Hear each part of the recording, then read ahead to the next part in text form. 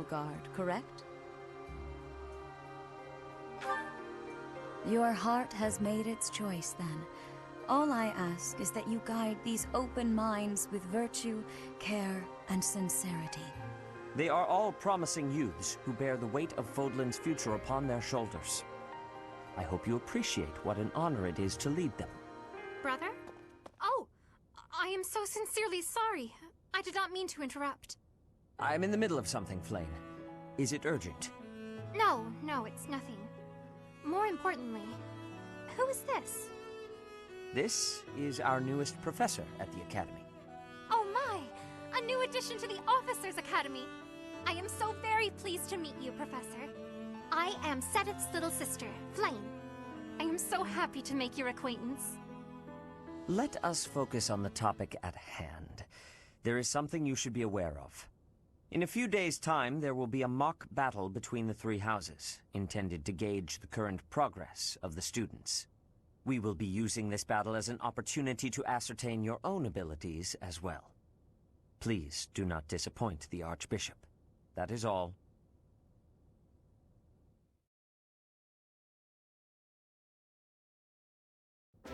Wait, so our new professor is you? I didn't see that one coming. Easy, Caspar. Aren't you being a bit rude? You know it's a waste of time to expect politeness from him. It will be a pleasure learning from you, Professor. Now, if you'll excuse me, I'm off to take a nap. Don't look at me like that! Oh, and please don't talk to me too much either.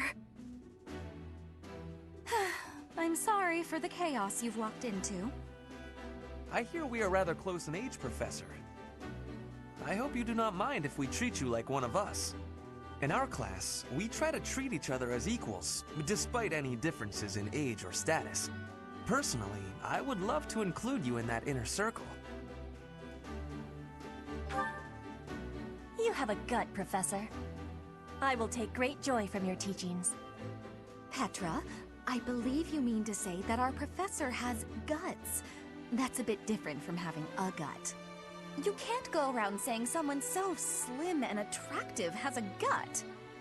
Oh, please take my apologies. I have not yet mastered this language. Professor, I want you to know that it's perfectly acceptable for you to treat me as you do the others. I may be the Imperial Princess, but here at the Academy, I'm just another student. That said, know that I have high expectations of you, and high hopes, but I'm certain you can lead the Black Eagle House to greatness. Sure. Now let's break the ice with a training session. I want to see our new teacher in action. Why will the ice be broken? Is this a custom I have missed in my studies? Not real ice, just the ice of, well, it just means let's get to know each other. I don't want to train! Let's stay in the classroom and learn from a book. Let's all calm down and have a nice cup of tea, how about?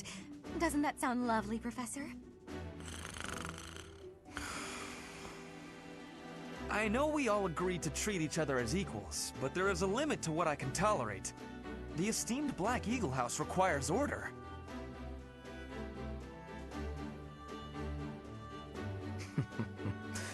Looks like your first job will be to quiet down this racket. I don't envy you. They're not normally this rowdy. I do hope you can manage, Professor.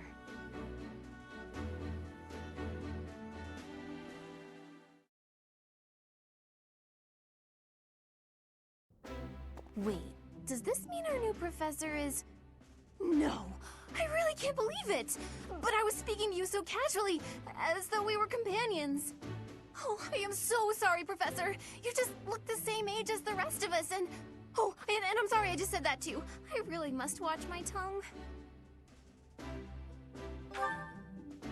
You say that, but I just don't know about all of this. I'll admit, it doesn't sit well with me either. After all, we wish to show you due respect. Sure, but if the professor says it's okay, shouldn't that be enough? That is, if your highness can consent to such a thing. After all, we're already speaking this way to our future king, so we may as well relax our speech with our professor too, right? Well, we're not in the kingdom, so it only goes to follow that we should all speak companionably. I concede. If the professor says it's fine, we ought to accept that kindness gratefully. As for me, I'm not sure I can manage. You don't have to force yourself if it's too difficult. You're fine with that too, right, Professor? Having heard of your skills, I'm eager to meet you in battle. Come to the training ground later.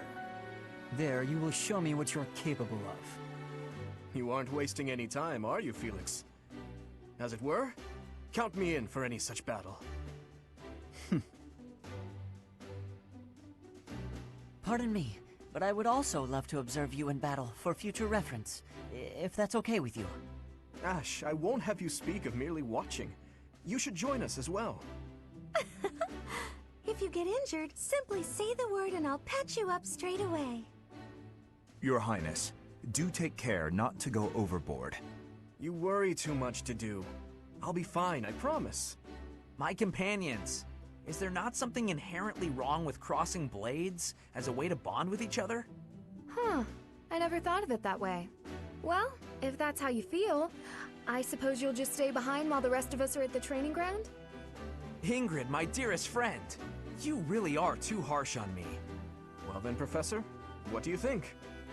As you can see, the Blue Lion House is a lively bunch, but you'll find none who work harder.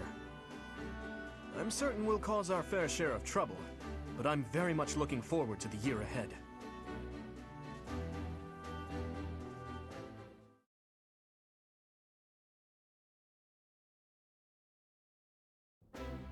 Wait, what? Are you really our new homeroom professor?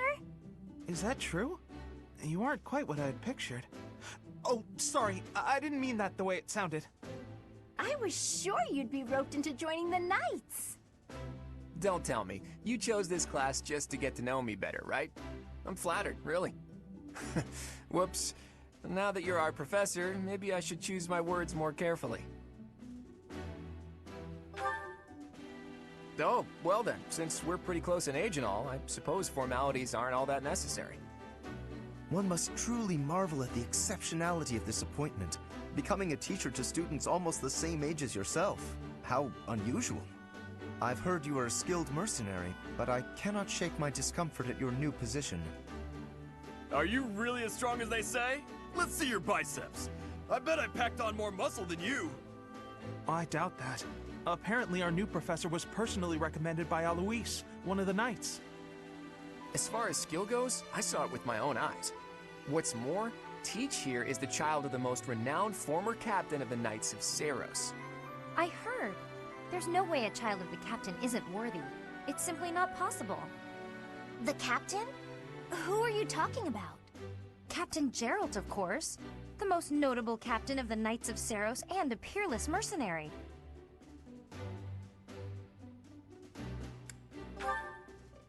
Huh. It doesn't matter what you think of him.